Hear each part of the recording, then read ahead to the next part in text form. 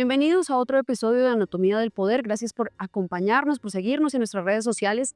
En el debate público, la crisis de Agrosavia ha sido reducida a una única causa: el recorte presupuestal ordenado por el Ministerio de Agricultura y Desarrollo Rural, que la ministra, la jefa de esta cartera, Marta Carvajalino, ha dicho no se ha dado solo en esta entidad, sino que se ha dado en otras entes del sector y que corresponde al déficit fiscal de la nación, al hundimiento de la ley de financiamiento el año pasado en diciembre.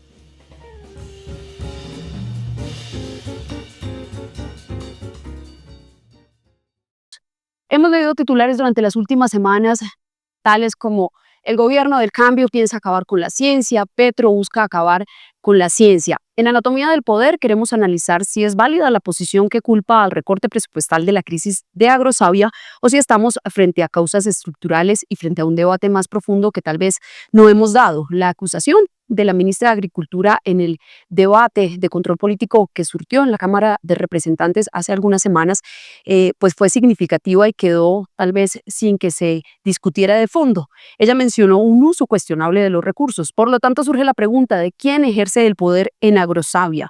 Esta es la investigación que necesita el sector agropecuario de Colombia. ¿Está Agrosavia en condiciones de desempeñar el papel de impulsor del Sistema Nacional de Investigación Agropecuaria? ¿A quién está beneficiando? En otras palabras, ¿el debate sobre Agrosavia se refiere únicamente al ajuste presupuestal o una profunda reestructuración de la corporación? Por eso invitamos en este episodio a Héctor Mondragón, quien es asesor del Ministerio de Agricultura, economista y una de las voces más sólidas y más críticas en este tema. Mondragón ha acompañado por más de 40 años a las comunidades indígenas y campesinas en el país. Es una voz reconocida dentro del sector del agro colombiano. Héctor, gracias por acompañarnos y quiero empezar esta conversación con algo de historia y de contexto. Usted ha sido uno de los principales críticos de esta estructura, de este modelo. Quiero que regresemos ahí, al 90-92, bajo el gobierno del expresidente César Gaviria. ¿Cómo inicia todo este tema de dividir el ICA y el resultado que tenemos hoy en día? Bueno, esto fue parte de la aplicación de la ideología neoliberal al Estado colombiano y en particular al sector agropecuario, y corresponde al inicio del desmantelamiento de la institucionalidad agropecuaria que se había conformado en las décadas anteriores como resultado de un esfuerzo estatal hecho por diferentes gobiernos que tenía aspectos que se pueden criticar, pero que de todos modos había constituido una sólida institucionalidad de la cual hacían parte instituciones como el IDEMA, como el INCORA para la reforma agraria y como el propio ICA. El ICA tenía las funciones de generación y transferencia de tecnología al tiempo que tenía las funciones de sanidad y las funciones que ahora tiene. Aquí hubo la ley 29 del año 90 que dijo no, tenemos que acabar el monopolio estatal y pasar a un sistema mixto. Esto no se correspondía con la realidad en la medida que no había ningún monopolio estatal por parte del ICA, porque el ICA era una entidad que generaba tecnología, pero estaban las transnacionales, que eran las mayores generadoras de tecnología y con las cuales tenía que competir el ICA y la agricultura colombiana y los productores colombianos estar sometidos a esa generación de tecnología de Monsanto, de Novartis, de AstraZeneca, de Bayer, de todas estas transnacionales europeas, norteamericanas, que eran las que controlaban y controlan la generación de tecnología en el mundo. Entonces, hablar de sistema mixto, pues, es descubrir el agua tibia, porque eso es lo que existe, solo que lo que se hizo fue debilitar la parte estatal de generación de tecnología. Entonces, teníamos un instituto nacional, estatal, de innovación agropecuaria, como era el ICA, que fue reducido a su mínima expresión. Entonces, el ICA tenía algo así como 6.800 trabajadores, mucha parte de los cuales eran científicos, agrónomos, profesionales, y que de estos fueron despedidos aproximadamente 2.200 como fruto de esta división. Y se hizo una corporación que es el primer paso, que dice que debe competir y que es mixta, pública, privada, y supuestamente iban a llegar recursos privados, se ponía en modelo de Corea del Sur, donde existe una institución que el 70% del aporte lo hace el sector privado, sin tener en cuenta que Corea había tenido un proceso de la agricultura, Corea del Sur, como fue también Japón o Taiwán, donde por la derrota de los japoneses hubo una reforma agraria muy fuerte, muy radical, con limitación de la propiedad y que generó un proceso de desarrollo capitalista donde la economía campesina, el pequeño agricultor tuvo un papel destacado y generó un escenario totalmente distinto al que teníamos en Colombia, donde teníamos en cambio un desarrollo a partir de la gran propiedad y que llevó a que Corpo Ica, en todos sus primeros años de desarrollo, dependía era de los convenios y contratos que hacía con el Estado, particularmente con el Ministerio de Agricultura y después también con el Ministerio de Ciencia y con las instituciones del Estado. Entonces, realmente la mayoría le llegaba. eh, pues inicialmente la parte del Ministerio de Agricultura era mayoritaria, pero no era tan dominante como lo es ahora, porque también había aportes de investigación del Ministerio de Ciencias. Ahora pasemos al año 2014, cuando el expresidente Juan Manuel Santos pues estaba como jefe de Estado, cuando Aurelio Iragorri era el ministro de Agricultura. Corpo Ica, ahora Agrosavia, fue creada como una entidad, como usted ya lo decía, una entidad pública, descentralizada, indirecta, regida por las normas de derecho privado. ¿Cuáles eran los objetivos de dotar a Corpo Ica de este estatus de entidad pública de derecho privado? Digamos que Corpo Ica tuvo dos crisis. La primera de que como sus convenios no daban el presupuesto necesario, comenzó a declinar su nómina. Es decir, aproximadamente 30% de la nómina que tenía Corpo Ica se perdió, porque los ingresos que tenía Corpo Ica, como dependían fundamentalmente de contratos con los ministerios, iban al suelo. Y esa fue la primera crisis. Esto se quiso revertir en el gobierno de Álvaro Uribe con los contratos que se hicieron con la dirección de la corporación hacia los agrocombustibles. Entonces se proclamó, así como antes se decía, esto es un modelo único, mixto, donde el capital privado y el Estado van a funcionar. No funcionó. Ahora se decía, esto de los agrocombustibles es el gran negocio de la humanidad, y eso fue un fiasco para Corpo Ica. Vino la otra crisis y se quiso aplicar un remedio que se llamó Agrosavia, que fue peor que la enfermedad. Porque es que esto de que se hable ahora de que el presupuesto que le redujo el Ministerio de Agricultura, como si el Ministerio de Agricultura fuera una entidad que define el presupuesto nacional. El presupuesto nacional se define en una ley de presupuesto, donde aparecen las entidades públicas, las entidades del Estado. Una entidad privada no aparece en el presupuesto nacional, porque las entidades privadas hacen convenios, contratos con el Estado, y quien tiene el presupuesto es el Ministerio de Agricultura o las entidades que tienen carácter descentralizado, como la Agencia Nacional de Tierras, tiene su presupuesto que se lo asigna el Congreso, porque quien aprueba el presupuesto es el Congreso. Por primera vez en la historia, el Congreso no aprobó el presupuesto nacional. Entonces funcionamos un decreto que no está financiado porque el Congreso no aprobó tampoco la ley de financiamiento. Entonces absolutamente todas las entidades del Estado, de la nación, perdieron presupuesto. Incluso desde el año anterior, perdieron presupuesto porque hubo un recorte.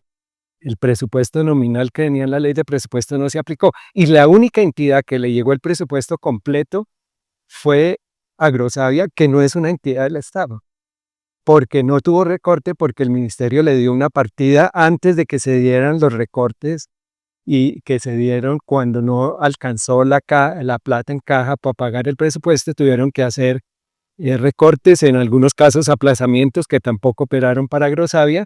Agrosavia, que había tenido una reducción del presupuesto real durante el gobierno de Duque, por primera vez en 2024 tuvo un aumento real. Pero el adefesio resulta, ¿por qué Agrosavia depende de una partida presupuestal del Ministerio de Agricultura si no es una entidad del Estado? ¿Por qué tiene que estar en el presupuesto nacional? Esto es lo que es absurdo, esto es lo que es una estructura contra la ciencia, eso es lo que es contra la ciencia, que no haya un instituto de innovación estatal que pueda participar de la generación de tecnología, que pueda realmente integrar un sistema y que el sistema no sea el sistema de innovación no sea una disculpa para la no existencia de un instituto del Estado como actualmente existe. Entonces a Agrosavia se le da una partida del Ministerio de Agricultura, tiene la ventaja de tener una nómina contratada con contrato de trabajo, cosa que en el resto del Estado el 70% son contratistas temporales y no son empleados públicos. Y tiene la particularidad única en el sector privado y público que su dirección no es de libre nombramiento y remoción de los dueños, porque en una empresa privada los accionistas se reúnen y pueden nombrar o sustituir al gerente cuando quiera. La junta directiva destituye a un gerente o lo sustituye o nombra uno nuevo que esté más adecuado a sus políticas o renovar, cosa que en Agrosavia no existe. Es una ventaja que la nómina sea permanente y no como en el resto del Estado, pero es una desventaja que la dirección no sea en libre nombramiento y remoción de los propietarios. El propietario real es el Estado, pero eso no se corresponde con su estatus jurídico. Vamos a otro punto, Héctor, y es, usted conoció de cerca este proceso. Usted ha sido una de las voces, como ya le decía al inicio, más sólidas, más críticas. Desde el 90, desde el 92 advertía, y tal vez una de sus preocupaciones más grandes era que el Estado estaba entregando recursos públicos a una figura de derecho privado con una mínima supervisión. 30 años después se cumplieron esos temores.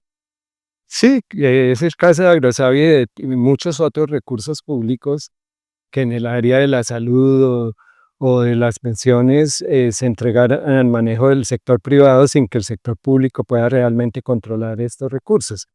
Pero además, esto es agravado porque se cae en la figura que es de la que estamos hablando ahora, que haya un renglón del presupuesto nacional en manos de un ministerio para una entidad que es de derecho privado. En mi opinión, esto inclusive es inconstitucional, pero es lo que funciona y es lo que se revela ahora con la situación crítica presupuestal, pero lo que nos impone es aplicar lo que dice el acto legislativo número 1 de 2023, que es readecuar toda la institucionalidad agropecuaria que ha sido dispersada en un poco de instituciones, en una sopa de letras y en algo que no cumple las misiones que debería cumplir el Estado para el sector agropecuario.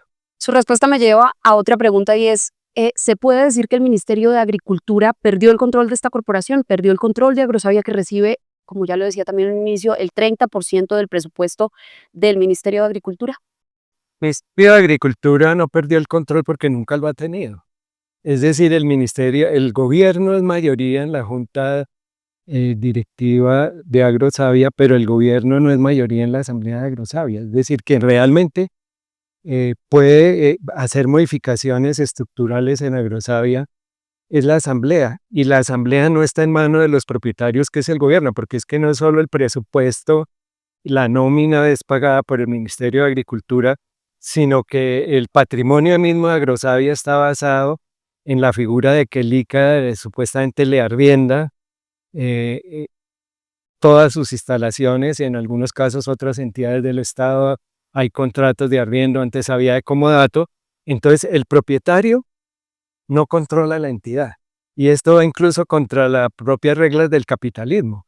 Son otros sectores los que controlan y entonces tampoco se controla realmente quién dirige el instituto, cómo se dirige.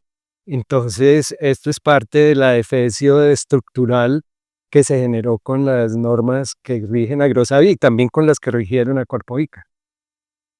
En la página web, Héctor, de Agrosavia, en la página institucional, a mí me llama la atención el propósito superior que ellos establecen y es: transformamos de manera sostenible el sector agropecuario colombiano con el poder del conocimiento para mejorar la vida de productores y consumidores.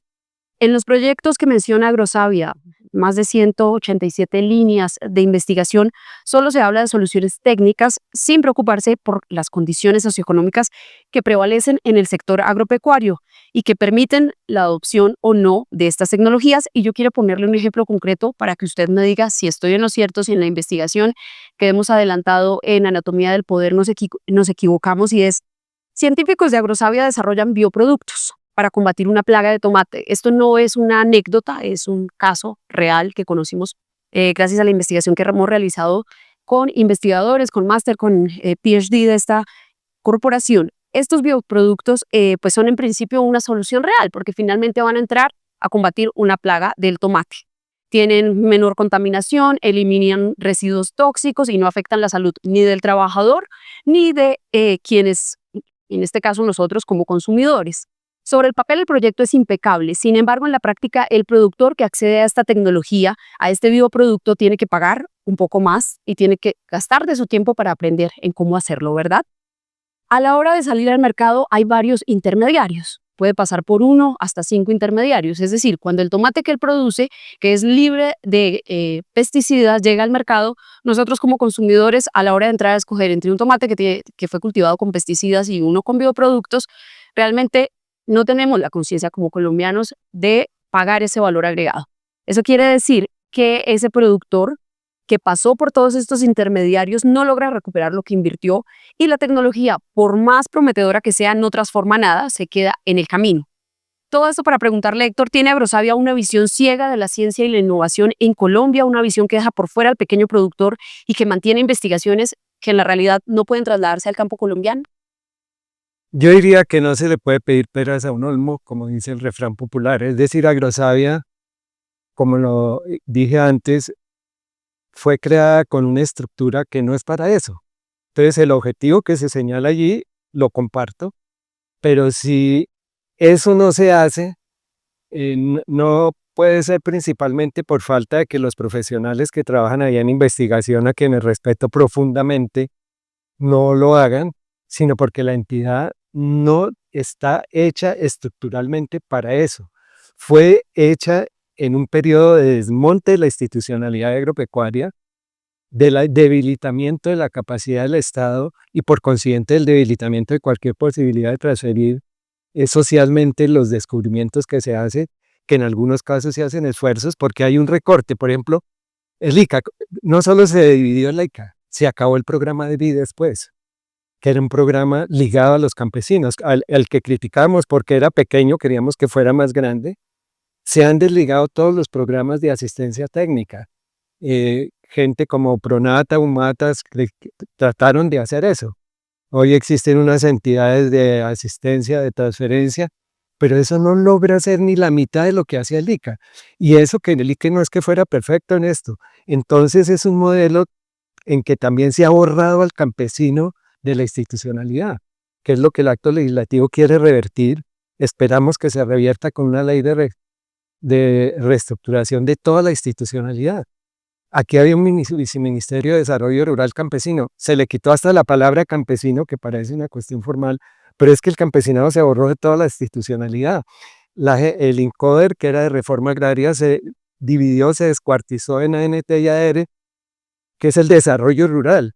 Entonces, ¿dónde tiene usted una estructura para transferirle realmente al campesino la generación de tecnología que hace Agrosavia o que hacen otras entidades, incluso privadas? No existe eso. Estamos totalmente huérfanos de eso. No solo no se quiere acabar la ciencia, es que queremos que realmente haya un instituto de ciencia, y creemos que lo que debería estar en este momento Agrosavia haciendo es un periodo de transición hacia esa nueva institución nacional de innovación agropecuaria. Héctor, el sector privado, algunos gremios ejercen poder de veto sobre los recursos públicos. No estamos, y se lo pregunto a la luz de lo que dijo también la ministra Marta Carvajalino en ese debate de control político, al que la llamaron a la Cámara de Representantes hace unas semanas, y es: ¿estamos frente a una forma de privatización encubierta de alguna manera? ¿O cómo explicarlo y cómo decirlo en términos puntuales? Es decir, yo pondría el ejemplo del Hospital San Juan de Dios. Ojalá lo hubieran privatizado. Simplemente lo mataron. Ojalá lo hubieran privatizado porque al menos el Estado hubiera recibido unos recursos por lo que había ahí. Y no es que yo estuviera de acuerdo con la privatización. Quiero que ese hospital vuelva a funcionar como público. Aquí no hubo una privatización, aquí fue una destrucción de la capacidad del Estado de intervenir y en este caso ni siquiera fue sustituida por una capacidad del sector privado para haber reemplazado eso. La ministra también dijo en este debate de control político, abro comillas, los recursos deben estar al servicio de la reforma agraria, el desarrollo rural de los pueblos indígenas, negros y campesinos. ¿Está Agrosavia alineada con esa misión o sigue respondiendo, como lo han dicho científicos, a agendas gremiales?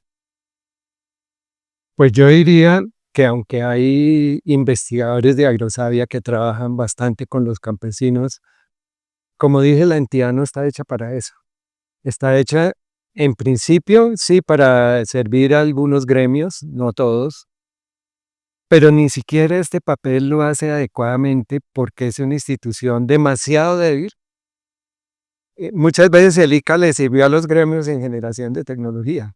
Agrosavia ojalá tuviera los recursos. Yo conozco, por ejemplo, el modelo de empresa de investigación agropecuaria de Brasil, que es Embrapa, donde toda la junta directiva es nombrada por el Estado, excepto uno, que lo nombran los trabajadores, cosa que aquí tampoco existe en la junta de Agrosavia. Y entonces, esa empresa sí tiene el músculo, el resorte, el presupuesto y la capacidad del Estado para intervenir en un panorama en el cual hay generación de tecnología por muchos privados. Pero el Estado cumple un papel orientador y generación de esa tecnología y llega a la sociedad y llega a los campesinos. Si queremos una reforma agraria en Colombia, tiene que ser conciencia, por supuesto, con mucha tecnología generada, transferida con extensión agropecuaria. Entonces, así como he luchado toda mi vida, porque mi lucha ha sido al lado del movimiento campesino e indígena, no algo meramente o principalmente académico. Este movimiento campesino e indígena va a conquistar que lo que se apruebe en el acto legislativo número 1, que sea la readecuación de toda la institucionalidad agropecuaria y como parte de ella, un Instituto Nacional de Innovación Agropecuaria del Estado, fuerte y con capacidad para generar y transferir tecnología.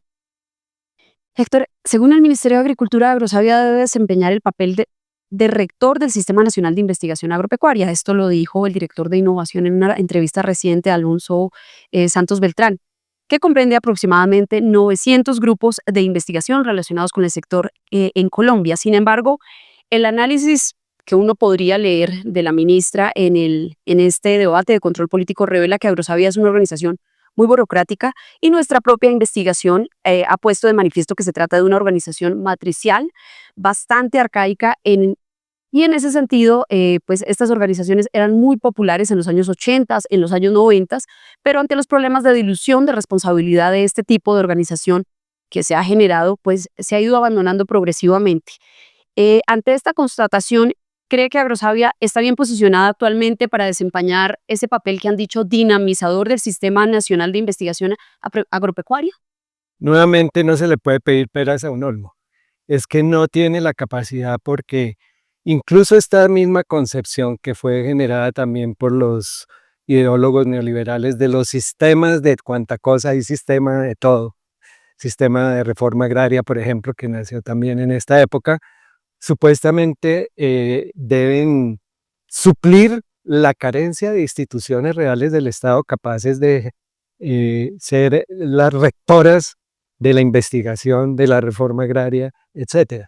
Entonces, el problema mismo es que hay que ser rector de un sistema que no tiene tampoco las características necesarias para que el país tenga una generación de tecnología, que tenga una visión científica del sector agropecuario. Entonces, la misma concepción de sistema que tenemos es una concepción del neoliberalismo que aplicado a un país como el nuestro fue fatal para el sector agropecuario. Solo ahora tenemos una verdadera reactivación agropecuaria, pero solo se va a consolidar si logramos sustituir toda esa visión neoliberal que hay del Estado para el sector agropecuario y hacer una sólida institucionalidad agropecuaria. Una última pregunta para ir cerrando, Héctor.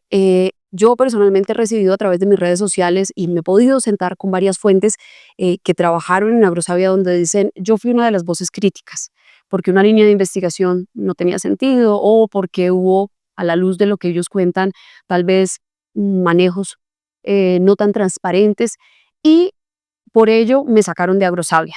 El año pasado, esta corporación quitó su modelo y su encuesta de medición de clima laboral.